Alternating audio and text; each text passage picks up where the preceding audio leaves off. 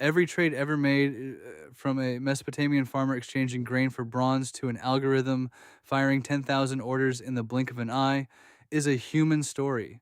A story of greed, ingenuity, fear, and the relentless human desire to put a price on the future.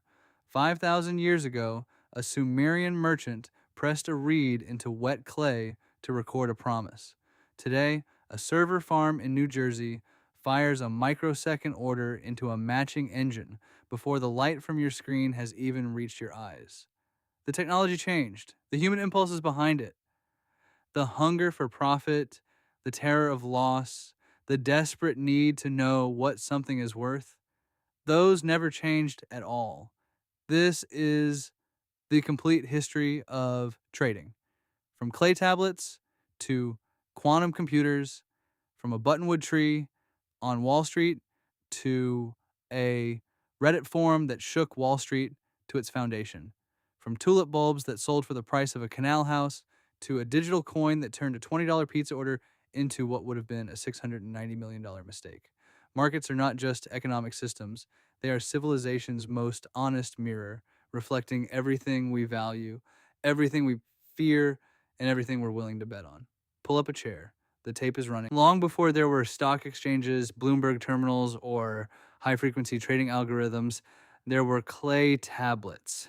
In the river valleys between the Tigris and the Euphrates, the region the ancient Greeks would later call Mesopotamia, meaning the land between the rivers.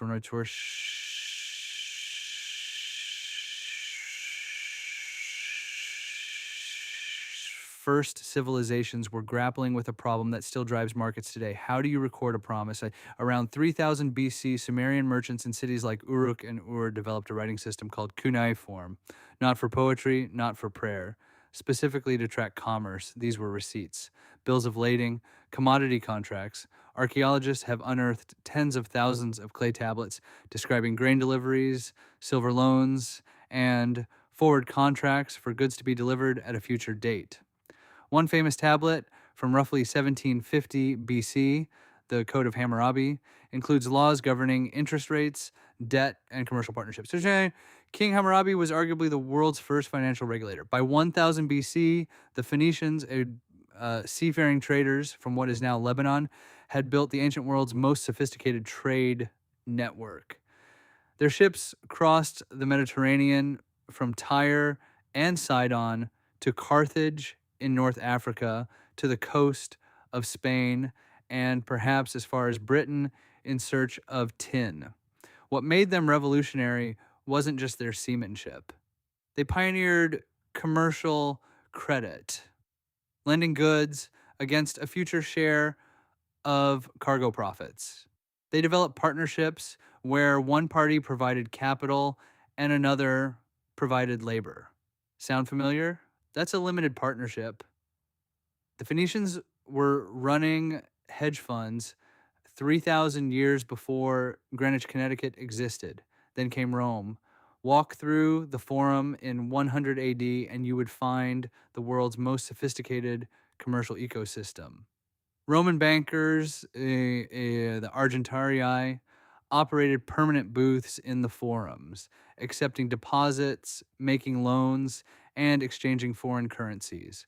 The Romans even developed a form of corporate share. The publicani, private companies that contracted to build roads and supply the Roman army, issued shares called parties that traded in the Forum Romanum. Cicero himself, writing around 70 BC, mentions these shares changing hands. Rome had a stock market. It didn't survive the fall of the empire, but the idea did. Fast forward to 12th century France. The Champagne fairs, rotating through 6 towns on a carefully scheduled calendar, became the commercial hub of medieval Europe. Italian merchants invented the bill of exchange, a written promise to pay a specific sum in a specific currency at a future date and location. No gold needed to change hands at the fair. Credit could be extended across thousands of miles and settled months later. The medieval Italians had invented financial abstraction, and with it, the DNA of the modern financial system. On March 20th, 1602, the Dutch States General granted a charter to a new enterprise, the Verenigde Oost-Indische Compagnie. the Dutch East India Company. History knows it by three letters: VOC. The VOC was, by any measure, the most powerful corporation that has ever existed. At its peak, it employed 50,000 workers, operated 150 merchant ships and 40 warships, minted its own coins, negotiated treaties with foreign governments, and maintained private armies across Asia. Its revenues exceeded those of several European nation states combined. It was a sovereign commercial empire with shareholders.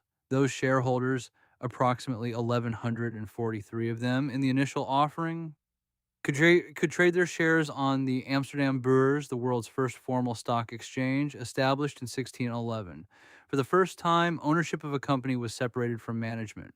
For the first time, an ordinary merchant in Amsterdam could become a partial owner of a spice route halfway around the world. The concept of the publicly traded corporation, arguably the most powerful organizational invention in human history,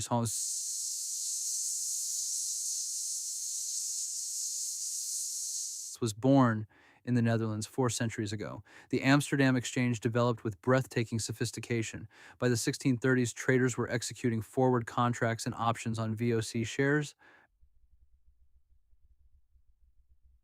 derivatives that allowed speculation on future prices without owning the underlying shares. Sound familiar? It should. Joseph de la Vega published a book in 1688 describing the Amsterdam market's bulls, bears, short sellers, and crowd psychology.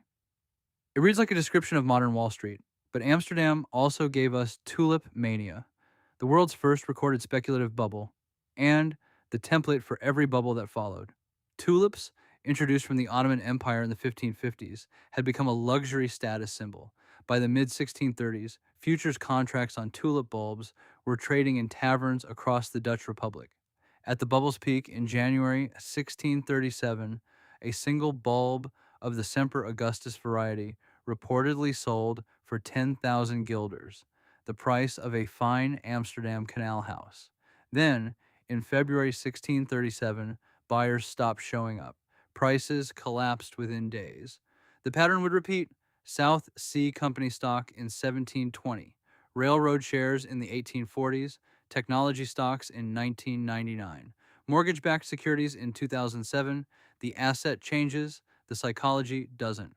Meanwhile, in London, the coffee house was giving birth to what would become the world's greatest financial empire. Jonathan's Coffee House from 1698 was where stock and commodity brokers gathered, posted prices on the walls, and struck deals with handshakes. In 1801, they moved into a purpose-built building and called themselves the Stock Exchange. On May 17, 1792, 24 brokers in New York signed the Buttonwood Agreement under a tree on Wall Street and founded American capitalism. On May 24, 1844, Samuel Morse sent the first long-distance telegraph message from Washington to Baltimore. What hath God wrought? Within a decade, the financial implications were profound. Before the telegraph, market information traveled at the speed of horses, ships, and messengers. Prices in New York might not be known in Philadelphia for hours. The price of cotton in New Orleans was unknown in London for weeks. Geographic arbitrage, buying low here and selling high there, was a legitimate and lucrative business simply because no one knew what things cost anywhere else. The telegraph collapsed those asymmetries. By the 1850s, telegraph lines linked every major American city. By 1866, a transatlantic cable connected New York to London. The trader with telegraph access had an enormous advantage over the one without. This was the first iteration of what traders would always want: an information edge. The arms race that began with Samuel Morse has never stopped. Then came the ticker. On November 15th, 1867, a 22-year-old named Edward Callahan demonstrated the stock ticker in New York, a telegraphic receiver that automatically printed stock symbols, prices, and volumes on a continuous strip of narrow paper. It was the first real-time financial data feed. Before Callahan's invention, brokers outside the exchange had to wait for runners, like literally young men sprinting through the streets to deliver price updates. Thomas Edison, 21 years old and already celebrated, saw the ticker and set about improving it. In 1869, he sold his improved version to the Golden Stock Telegraph Company for $40,000. That money funded his research laboratory at Menlo Park. The stock market financed the invention of the light bulb. By the 1880s, ticker machines were standard in every brokerage, house, bank, and hotel lobby in America. Crowds gathered in front of brokerage windows to watch the tape roll by. When Charles Lindbergh returned from his transatlantic flight in 1927, New York shower him with used ticker tape. Ticker tape parade entered the language. And then came J.P. Morgan. No figure better embodies the Gilded Age of American finance. Born in 1837, Morgan would, by the turn of the 20th century, exercise more personal control over the American financial system than any man before or since. He assembled U.S. Steel and the first billion-dollar corporation in American history by buying Andrew Carnegie's empire for $480 million. He controlled railroads representing 1/6 of the nation's total mileage. And in 1907, when a banking panic gripped the country, no Federal Reserve existed yet. Morgan locked the nation's bank presidents in his Madison Avenue library and refused to let them leave until they had pooled their resources to stabilize the system. He was a one-man central bank. Markets survived. But the episode made clear the era of personal financial empires had to end. The 1920s were a decade of intoxicating prosperity and dangerous financial excess. Between 1920 and 1929, the Dow Jones Industrial Average rose more than 500%. But the gains were built on margin. Investors could buy stocks by putting up as little as 10% of the purchase price and borrowing the rest. At 10-to-1 leverage, a 10% move in the stock price doubled your money or wiped you out completely. By 1929, margin debt had reached staggering levels. Brokerages were lending freely. Banks were lending to brokerages. Everyone was leveraged, everyone was bullish, and the market had become disconnected from economic reality. The crack appeared on October 24th, 1929. Black Thursday. Trading volume overwhelmed the ticker tape system. The tape ran hours behind, leaving brokers and investors trading blind, unable to get accurate prices. A wave of selling hit the market. Bankers pooled resources to attempt a stabilization. Echoes of 1907, but it bought only days. On Monday, October 28th, the Dow fell 12.8%. On Tuesday, October 29th, Black Tuesday, it fell another 11.7%. In 2 days, $30 billion in market value had evaporated. That's roughly $500 billion in today's money, wiped out in 48 hours. By the summer of 1932, the Dow had fallen 89% from its 1929 peak. Thousands of banks failed. Unemployment reached 25%. The Great Depression had begun. The crash exposed the complete absence of market regulation. There was no deposit insurance, no agency overseeing securities markets, no requirement for companies to disclose their finances. It was the financial equivalent of flying blind. Franklin Roosevelt's response reshaped American finance for a generation. The Glass-Steagall Act of 1933 drew a bright line between commercial banking, taking deposits and making loans, and worry and investment banking, underwriting and trading securities. J.P. Morgan and Company had to choose. They split into two firms, J.P. Morgan, the commercial bank, and Morgan Stanley, the investment bank. The Banking Act of 1933 created the Federal Deposit Insurance Corporation, the FDIC, guaranteeing deposits up to $2,500 per account. For the first time, ordinary Americans didn't have to worry that their bank would fail and take their savings with it. And in 1934, Congress created the Securities and Exchange Commission, the SEC, to regulate the securities markets that had self-destructed in 1929. Roosevelt appointed Joseph Kennedy, a notorious market manipulator himself, as its first chairman on the theory that it takes a thief to catch a thief. These reforms defined American finance for the next 65 years. Some would argue they defined it too well. Their undoing in 1999 would help set the stage for an even greater reckoning. On February 8, 1971, the National Association of Securities Dealers Automated Quotation System, NASDAQ, went live. It was the world's first electronic stock market. NASDAQ didn't have a trading floor, no specialists, no hand signals, no paper tickets. Instead, market makers were connected by a computer network. Any broker in the country could see the best available quotes instantly. The exchange was philosophical as much as technological. NASDAQ's competing market maker model dispersed price making power across dozens of firms instead of concentrating it in a few designated specialists. The debate about which model produced better prices, more competition, or concentrated liquidity would fuel 30 years of arguments. NASDAQ was created for smaller, growth oriented companies. Its early technology listings included Intel, listed in 1971, and Apple, listed in 1980. By the 90s, NASDAQ was the natural home of the digital economy. Then, in 1981, Michael Bloomberg, recently fired from investment bank Salomon Brothers with a $10 million severance package, founded a financial data company with a radical premise: give traders not just data, but analysis. The Bloomberg Terminal, launched in 1982, delivered real-time prices, news, and analytical tools that let traders calculate yields and compare securities without calling a research analyst. Information that had been locked in the heads of specialists was suddenly on every trading desk. By 2000, there were over 100,000 Bloomberg terminals worldwide. By 2024, 330,000, each one running roughly $25,000 a year. Bloomberg LP's annual revenue now exceeds $6 billion. The severance from Salomon Brothers may be the greatest return on investment in financial history. Meanwhile, the dark side of automation was becoming visible.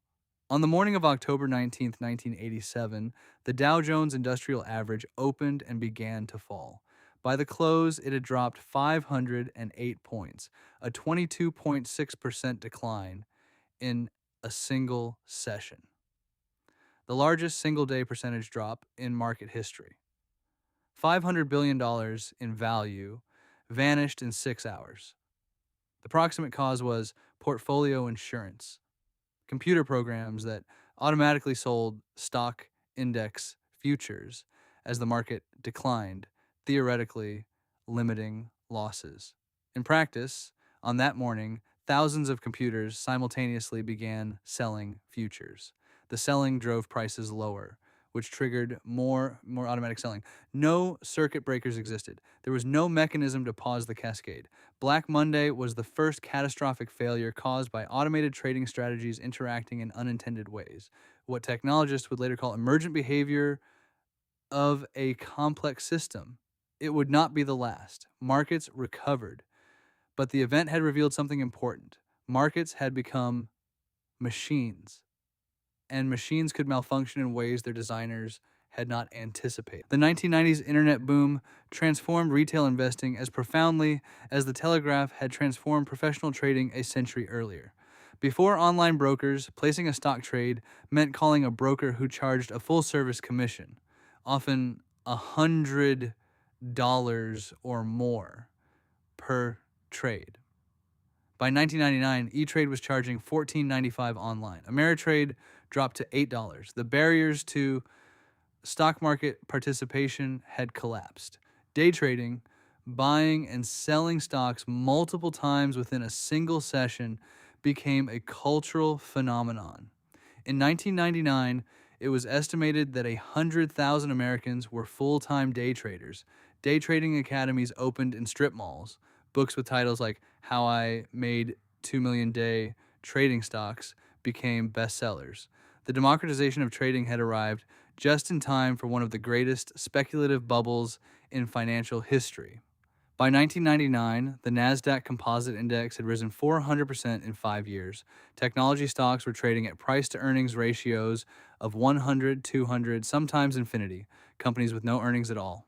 Pets.com raised $82 million in an IPO in February 2000. The logic was new economy thinking. The internet changes everything. Traditional valuation metrics don't apply. If you don't invest now, you'll be left behind. Every generation's bubble has its own rationalization for why this time is different. The NASDAQ peaked at 5,048 on March 10th, 2000. Then it began to fall. By October 2002, it had lost 78% of its value. $3 trillion in market capitalization had evaporated. But while retail traders were day trading pets.com, something more consequential was happening in the quantitative hedge funds. Jim Simons was a mathematician and former NSA codebreaker who founded Renaissance Technologies in 1982. His medallion fund employs only scientists, mathematicians, and computer scientists, no economists, no finance MBAs. Since 1988, it has generated average annual returns of 66% before fees over 35 years. That is a track record no other fund in history has come close to matching. D.E. Shaw, founded in 1988 by a Columbia computer science professor, was one of the first firms to systematically apply computational methods to stock picking. One of its senior vice presidents tasked with exploring opportunities in the nascent World Wide Web left in 1994 to start his own company. His name was Jeff Bezos. Then, in 1998, Wall Street received a warning it would largely choose to ignore. Long-Term Capital Management, a hedge fund founded by a legendary bond trader and two Nobel Prize-winning economists, had accumulated $1.25 trillion in leveraged positions. When Russia defaulted on its debt in August 1998, LTCM lost $4.6 billion in 4 months. The Fed coordinated a $3.6 billion bailout. The lesson was stark. Mathematical models built on historical data cannot account for events they have never observed. Leverage can turn a bad bet into an existential catastrophe. Wall Street would need to learn this lesson again at much greater cost. In 2005, the Securities and Exchange Commission passed Regulation National Market System, Reg NMS, with the laudable goal of ensuring investors always received the best available price across all exchanges. The unintended consequence, Reg NMS created the conditions for high-frequency trading to flourish. If the best price must always be executed first, then the firm that could get to that best price faster than any other firm, would have a structural, systematic advantage. The race was on. Not in hours, not in minutes, in microseconds. High-frequency trading firms invested hundreds of millions of dollars to shave microseconds off execution times. They paid exchanges to house their servers in the same data centers as the exchange matching engines, connected by the shortest possible cable lengths. They laid private fiber optic cables across the country. In 2010, a company called Spread Networks completed a straight line fiber cable from Chicago to New York. It is drilling through mountains rather than following existing rights of way to reduce round-trip communication time from 17 milliseconds to 13.1 milliseconds. The project cost $300 million. The 4 millisecond advantage it provided was worth hundreds of millions in trading profits. 4 milliseconds. $300 million. By 2012, high-frequency trading firms accounted for roughly 50% of all equity trading volume in the United States. They weren't predicting where prices were going. They were simply being faster than everyone else at responding to where prices were right now. And then, on May 6th, 2010, the system showed exactly what it was capable of. At 2:32 in the afternoon, the Dow Jones Industrial Average, already down 300 points on the day, began falling at a rate that had no precedent. Within 14 minutes, it had fallen an additional 600 points. Total intraday decline, nearly 1,000 points.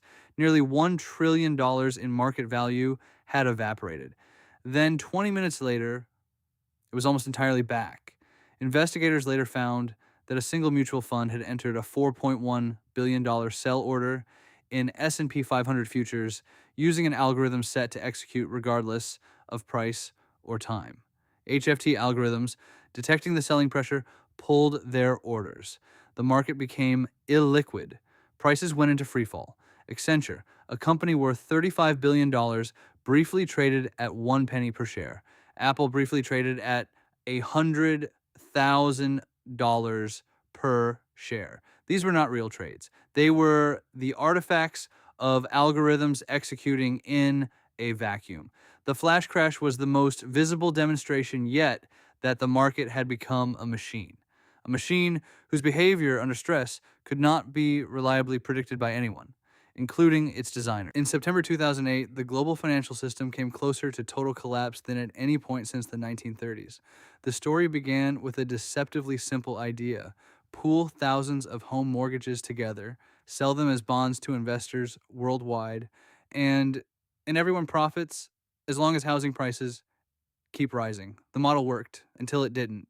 The problem was subprime mortgages, Yurzhai loans made to borrowers with poor credit histories, sold by aggressive lenders who collected their fees and passed the risk to someone else. Those loans were bundled into mortgage-backed securities, then repackaged into collateralized debt obligations, CDOs, sliced into tranches of supposedly varying risk. The magic trick: by pooling enough risky mortgages, you could supposedly manufacture AAA-rated securities.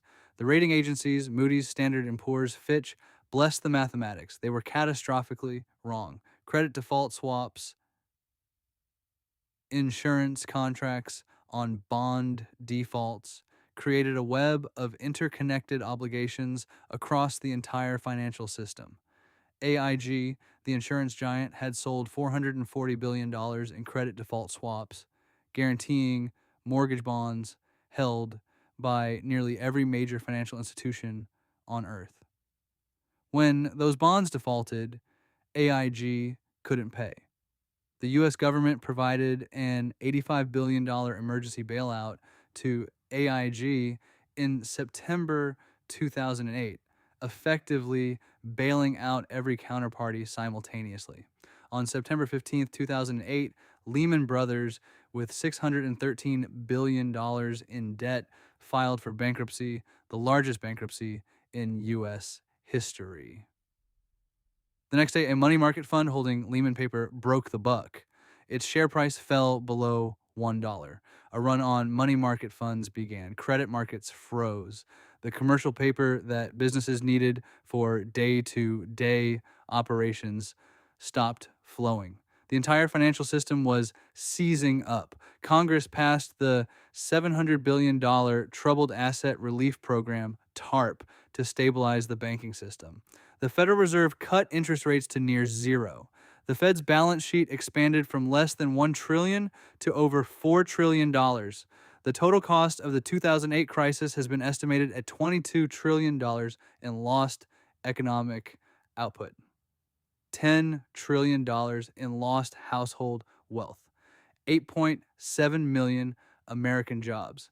$22 trillion. The 2010 Dodd-Frank Act attempted to rebuild the regulatory framework. New capital requirements for banks, oversight of derivatives markets, a Consumer Financial Protection Bureau, and the repeal of Glass-Steagall, which had separated commercial and investment banking since 1933, was widely cited as one of the structural preconditions for what happened. Wall Street, as always, was already looking forward, but history had a way of demanding to be remembered. On October 31st, 2008, 2 weeks after Lehman Brothers filed for bankruptcy, a person or persons using the pseudonym Satoshi Nakamoto posted a 9-page paper to a cryptography mailing list. The paper was titled, "Bitcoin, a Peer-to-Peer Electronic Cash System." The timing was not coincidental. Bitcoin's proposition was, in part, a direct response to the crisis unfolding around it. What if you could transfer value directly between two parties without trusting a bank, a payment processor, or any other intermediary? What if cryptographic proof replaced institutional trust?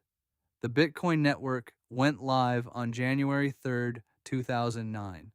Nakamoto mined the first block, embedding in it a headline from that day's Times of London: Chancellor on brink of second bailout for banks. The political statement was explicit. Bitcoin first traded on exchanges in 2010. The famous first real-world transaction used 10,000 BTC, worth roughly $41 at the time, to buy 2 pizzas from a Jacksonville, Florida Papa John's. Those 10,000 Bitcoin, at Bitcoin's 2021 peak of $69,000, would have been worth $690 million. The pizza buyer's name is Laszlo Hanyecz. May 2022 is celebrated in the crypto community as Bitcoin Pizza Day.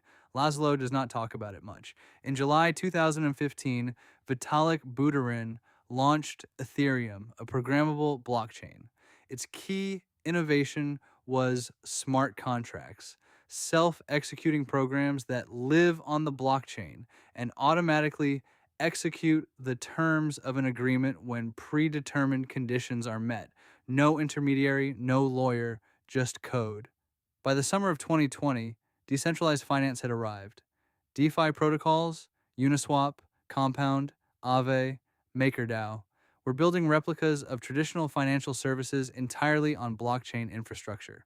No company, no bank, no intermediary. Total value locked in DeFi exploded from less than $1 billion to over $15 billion in a matter of months. By 2021, DeFi protocols held over $100 billion. Then came the NFT mania. Digital artwork selling for tens of millions of dollars. Profile pictures with legal ownership on the blockchain. Critics called it madness. Believers called it the future of ownership. Then Bitcoin fell 80%. Then Ethereum fell 80%. Then FTX, one of the largest crypto exchanges in the world, collapsed in a matter of days in November 2022, with founder Sam Bankman-Fried facing criminal charges for misappropriating customer funds. The pattern was achingly familiar. Tulip mania, South Sea bubble, .com, 2008. Now crypto, an asset with genuine but limited intrinsic value, driven to irrational heights by speculation, collapsing when the music stopped. And then, as always, these survivors rebuilt. BlackRock launched a tokenized money market fund on Ethereum in March 2024. The technology remained. The speculation eventually had to reckon with reality. On January 27, 2021, something happened that Wall Street had not anticipated. Retail investors on Reddit organized. GameStop, a struggling video game retailer, had been heavily short-sold by hedge funds, particularly Melvin Capital, which held a massive position betting the stock would fall. Members of the Reddit forum RG Wall Street Bets, numbering in the millions, organized a coordinated buying campaign to force a short squeeze, driving GameStop's stock price up fast enough to force the short sellers to cover their positions at enormous losses. GameStop's stock rose from $20 in early January to an intraday high of $483 on January 28th, a 2,300% increase in less than a month. Melvin Capital lost $6.8 billion. When Robinhood, the commission-free trading app beloved by the Reddit traders, briefly halted buying of GameStop shares on January 28th, citing liquidity concerns, the fury of retail investors exploded across the internet. Congressional hearings were convened. Robinhood's CEO testified. GameStop was about more than one stock. It was about the democratization of market power. The realization that millions of coordinated small investors, armed with commission-free apps and social media coordination, could challenge the dominance of billion-dollar hedge funds. It was also a reminder that markets are social systems as much as economic ones, and that social media had changed the information environment of financial markets in ways that regulators, institutions, and academic finance had not begun to fully reckon with. The little guy had always been in the market. This was the first time the little guys got together in a room, a very large, very chaotic digital room, and decided to make the big guys feel it. We are entering an era in which trading decisions are not merely assisted by artificial intelligence, they are made by it. Autonomous AI trading agents, software systems that perceive market conditions, formulate strategies, execute trades, and learn from outcomes without human intervention.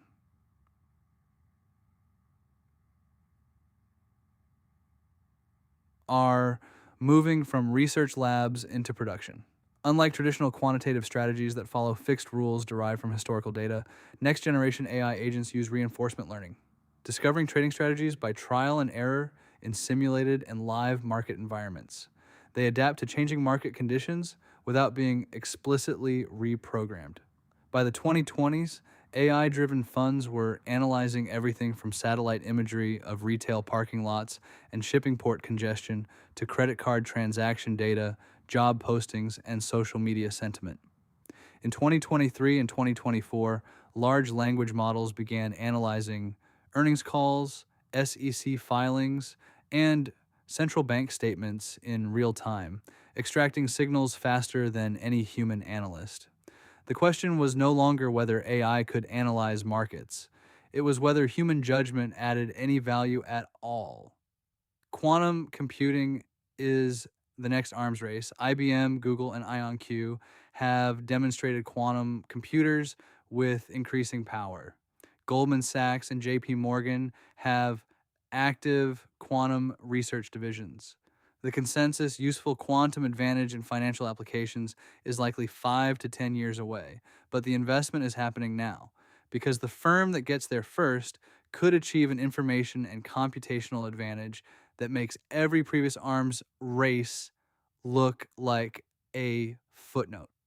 Meanwhile, the infrastructure of markets itself is being rebuilt. BlackRock, the world's largest asset manager with $10 trillion under management, launched a tokenized money market fund on the Ethereum blockchain in March 2024. JP Morgan processes billions in tokenized repo transactions daily. McKinsey estimates that by 2030, the total tokenized asset market could reach $16 trillion. Real estate, government bonds, corporate credit, private equity, all of it fractional, tradable, settling in seconds instead of 2 business days.